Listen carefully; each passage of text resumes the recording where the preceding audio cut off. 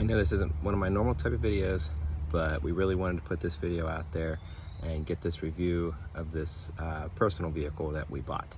So hope you guys enjoy. Take a look at the new 2022 Transit. All right, it's here. The 2022 Ford Transit 12 passenger. We've waited a long time for this. We've had it for about a month and a half. We ordered it in October. The dealer told us 6 to 8 weeks. We felt lied to because it took 6 months or so. Anyways, it is finally here. We ordered a 2022. It's a 12 passenger, all-wheel drive, 3.5 turbo boost, EcoBoost engine. I have not been disappointed. First, I'm a Chevy guy. I've always had GM, Chevy trucks, Chevy vans, everything. This is the first Ford I have ever bought. I am thoroughly impressed. We upgraded from a 2007 Chevy Express 12 passenger, which was also all-wheel drive. We ran out of some cargo space in the back. It was getting really high in miles, so we wanted to upgrade. And Ford is the only one now that makes the all-wheel drive, which is a must out in the sticks where I live. So we're gonna do a walk around of this vehicle, show you the inside. The outside's freshly clean. We do have 9 kids. The inside is questionable. We have some mats we're looking at to put on the inside, but this thing rocks. So let's start. We'll kind of walk around the vehicle. We got the carbonized gray. It was a huge question for us which color to get, because every Transit you see is white, and we did not want white, especially my wife. That was an adamant, no, I'm not getting white. White. We are getting white, not white. Anyway, so it was between the carbonized gray and the abyss gray, and we went with the carbonized because it has that metallic finish. The abyss gray, I feel like that's gonna be a trendy color, and in 5 years, people are gonna be like, I can't believe we were doing that flat gray. They're nice, they're sharp, but this carbonized really looks nice with the black wheels. I did have all the windows tinted. You feel like you're sitting in a fishbowl in these if you do not have the windows tinted. There's a lot of glass around you, which is great for visibility and stuff, but not if you want everybody looking at all the heads in the back of the van. So we'll take a walk around. You can kind of see what the outside looks like. Like I said, we did get the black wheels. You can get them in the steel. When we ordered this at the end of 21, you could not get, I couldn't order it online because we were right at that transition when Ford was transitioning from 21 orders to 22. We put together a 21 order, but it wouldn't let us make the order online because they weren't processing 21 orders anymore. So we actually had to go to the dealer to make this order and put this order together. So there was some things that came on this that we were not ready for.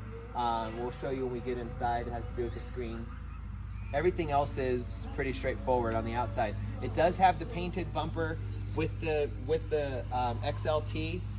Your cargo vans typically will not have the painted bumper, so that gives you a nicer finished look on the front of the van. We got the full rotating doors in the back. So you have to excuse, we do have a little bit of stuff in the back. So just like all the Transits, you can hit this little unlock, pull the door all the way around. When I bought it, I thought there was a mistake because right in here, the magnets that touch these two are very slim, and the two on this side are much wider. But my very smart wife pointed out that the reason this side is because we have a sliding door option. And on the sliding door, it can't go that tight against the vehicle or it would hit the doors and chip your paint and stuff. So we did get this with the heavy duty tow package. We got the black interior. I forget what color they call it on the inside, but like I said, we're working on some mats that will be like a cargo mat. We'll have some mats in the rows. Ford, that's one thing I will say, they do not have accessories for passenger vans. Not too many people have 9 kids and are looking for a big Yoder toter, but we did. And you can go on like WeatherTech's website and get, you know, custom mats and stuff. So we're looking at getting a nice mat set up inside just to keep the dirt off the floor. So that's a really nice feature, having the doors be able to open up, get you your full cargo. Seats pop in and out really easy, just very typical of all the Transits if you're familiar. You just have the 2 levers. You just pull the levers up, it releases the seat, and you can pull those seats right out. So this van, you can get these in 15 passenger configurations in this length. They do put another row in here, but you have, the row comes right to the back. You have no cargo space. So this is the extra long, and it was the, without going to a dually, and the high top, which I can't fit in my garage, and I didn't want a dually for anything. So there is an extra cup holder in the back and a USB way here in the back that maybe that back row can use, they possibly or not. Very typical of Transits. You don't have to worry about clicking these back in. They will catch and shut, which is very nice. An emergency exit in case you lock yourself in the vehicle. The gas tank, I find it a little annoying, this is personal, that you have to have the door open. You have to have it open to fill your tank. And that, I don't always want, if it's in the middle of winter, I don't always want to get out and leave it open. So, I mean, you can open it up, get in, and then shut the door, but you cannot open this without the door open. So that was a little weird to get used to. I've never had that before. On the inside, when we made the order, you could only get an 8-inch screen, which is what we had planned on. It was a Sync 3. We were getting the 8-inch. That was the package we ordered. When this came, that was what was like, whoa, we got a big screen. This was not what we were expecting. It's a 12-inch screen. You cannot order Transits anymore in 22 with the smaller 8-inch screen. So that was a big kind of plus. I will show you something that I kind of find annoying, and it was just something I'm not used to. So maybe some people would really like it. It's not my thing. So when you start it up, all of your heat and air conditioning controls are now within the screen. Once this loads up, I will show you how that works. And so, you know, here's your inside. They give you a ton of storage. You have the dash storage. You have a USB-C port there. You have a 12-volt charger there. A lot of dash storage, which is really nice. If you know anybody who has 9 kids, you're always looking for storage. You have your typical cup holders. They did modernize the front of this. I had a 2014 for work, and it was dramatically, the interior was dramatically different. So you have your cup holders here. You have your lights, your automatic light sensing, your parking brake, your locks, very typical of your Transits. So let me show you here. So on this screen here, you have all of your navigation, sound. You have everything that you can want. You have your Sirius, satellite radio, iPhone connections. You can hit your satellite radio. Your navigation kind of goes off to the side there. The Queen's iPhone is the one that is currently connecting to the van. That would be my wife. So here's what I kind of find annoying. I like the buttons. All of your heating and cooling controls are within the screen. So you want to change the temperature. You can go up one at a time, or you can take this and drag this up and down, which that's kind of cool. You have your auto speed. You have low, medium, and high on your auto speeds. So it will keep it at your temperature, but it doesn't fluctuate the speed, which in my Chevy truck, when I hit auto, it controls the speed, the fan speed, and it controls the temperature to keep it at 68 or whatever I have it set at. And here, you're actually, even though it says auto, you're still controlling your fan speed. So that's kind of weird. You can hit max. You have this control, which shows what the air is doing. So right now, it's not rotating, you know, through the cabin. You can actually select all of those within that screen to show you the airflow patterns within the vehicle. You can put it on circulate, and it shows you exactly what it's doing. So there's some cool things that it took a little bit to kind of get used to. What we were looking to do, we were having to get used to this whole screen. But maybe I'm old school, but I still prefer my temperature and my knobs. I was expecting to see that. Another USB port there. So we will go around to the other side and show you the back and some of the little things that they do have in the back. Typical, you know, glove box, another cup holder, cargo space, another lockable glove box down here. It does have this option, which was kind of interesting, that, you know, you have your park, reverse, neutral, drive, and manual. And with the EcoBoost, let me just tell you, you do not feel like you are driving a 12-passenger massive van. It really does drive and handle much more like a car. This is a little weird. When you're trying to find your hood here, it's tucked way down there.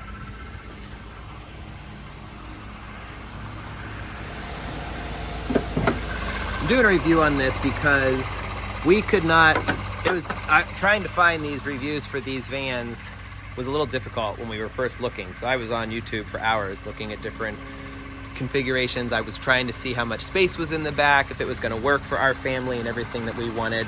So this is the twin turbo EcoBoost, and it moves. It really, like I said, for a big long van like it is, it moves. So we are going to show you the inside here, and I'll show you some of the seating, how the seating configuration is that we have. So excuse some of the mess. It is a daily driver for us with the kids. So you have your solid 3 here, 2, and then a split 1, and then you also have 4 in the back. So the 4 in the back, you cannot recline. The rest of the seats all do have a little bit, it's like an airplane, like not far, but it does give them something. So if you're on a long trip. A lot of the seats are equipped with the clips in here for car seats, which is really nice. Not all the seats have them, so most of them do, but not all of them. So, and then in the back here, you do have USB ports going along the cup holders there on the far side, so kids with iPhones, tablets, whatever they have, they can charge. This is a little weird. My daughter showed me this in the back here, that in her seat, there's like just a blank tab here, like there was supposed to be a lighter or an accessory port, and there's not. So I will show you too. I'm gonna sit in here. The seats are a little bit narrow. So I mean, I'm not a big guy, 6 foot, 180. So the seat, it's a little bit narrow, but it's comfortable. When I've ridden in the back, I have a son who's learning to drive. I prefer this seat. Back here, I get the leg room, and I actually get a really good view of the screen and the whole front. So there's really a lot of space between the seats for kids of all ages.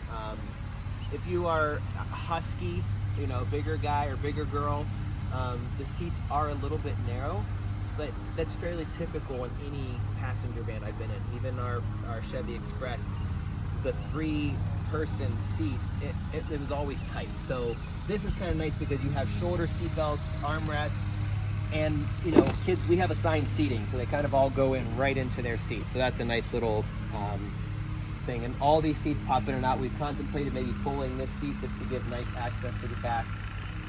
But a couple of the kids are getting older, and it's nice to have them kind of split up a little bit. So this again is the 2022 Ford Transit XLT with the EcoBoost 3.5 all-wheel drive. So like I said earlier, we had a Chevy Express. It was an all-wheel drive. Chevy does not make an all-wheel drive anymore. Ford has done a phenomenal job with their marketing and builds on these Transits. They give you a ton of options. There's all these different upgrades. They have different tow packages, 3 different height configurations. This is the low. They have a mid, which is like 101 inches, and I have 100 inches to clear to get into my garage, and it's brick, and I can't make it work. So we went with the low, and honestly, there was 2 reasons I wanted the mid. First, I think it looks a little better than the low with the windows, the way they run on these, and I wanted a little bit more room for the kids in the back. But the only time that would ever benefit the kids is getting in or out. Otherwise, it's still the same cargo space in the van. So with the 12 passenger, we couldn't change the seating configuration. That's how it comes. But they do have a lot of options between 8, 12, 14. They have a lot of unique situations that you can order to fit your needs. You get a large family, church van, anything like that. So overall, thoroughly love this van. We've had it for about a month and a half, and I have been blown away. I love how it doesn't feel like you're driving such a beast, because it is. We've gotten a lot of compliments on the carbonized gray. There was a lot of thought and effort put into the color, and we are thrilled with how it came out. It's really sharp, and it's a pretty trendy color too, but it's really sharp. They do also have the fog lights on the XLT now, where the older models, they didn't have them in the lower bumper there. So there is one other thing that I have noticed compared to my Chevy Express all-wheel drive. The all-wheel drive on my Chevy, and we haven't driven this in the winter yet. We got it in the spring, so I haven't driven it in the winter. But I never would spin out in my Express. I'd never be on a turn, there'd be some gravel, and one wheel would kind of spin on the gravel. I never had that happen. I've had that happen probably 3 or 4 times. It's not a big deal, but it's something I pay attention to. I'm like, oh, that wheel's spinning, and I don't know how it works with the all-wheel drive to get it shifted to another wheel. It does shift it to another wheel, but I never had my Express spin out on gravel. It just never did. So I'm really curious to have some fun with this baby in the snow, because I'm like a big kid when I get behind the wheel in the snow. I'm gonna find out what it can do and what it can't do. So that will be fun. And my wife loves it. She has been thrilled with getting behind the wheel, and the turbos, I was actually showing my kids today, just like any turbo, it uses exhaust. If you don't know how the turbos work, it is a twin turbo, so it uses the exhaust to kick into the turbos into full power. So when you punch it to the floor, there is a slight delay. You're like, wow, it's not going, and then you feel the turbos kick in, and that's when you actually get your boost. So I didn't want to get a big van and not have the power, so that was my upgrade. I was not getting, the last Transit I had for work, it was not the EcoBoost. It is well worth the money. And currently we've put 2,200 miles on it. We are averaging exactly 15 miles to the gallon. Gas prices are outrageous right now, and for such a big vehicle, I think 15 is good. We get, closer to 20 on the highway. We do a lot of, both, so we kind of live out in the country, a lot of hills, turns, and it handles phenomenal. So if anybody has any other questions, feel free to leave a comment. I do watch the comments and stuff, so got the puppies coming out. This is Charlotte. You want to say hello to Charlotte? And here's Nellie. Say hi, guys. We're on YouTube. So yeah, if you have any questions, shoot me a comment, give me a thumbs up, subscribe, and hope you enjoy getting a good look at a 2022 12-passenger Transit. Thanks.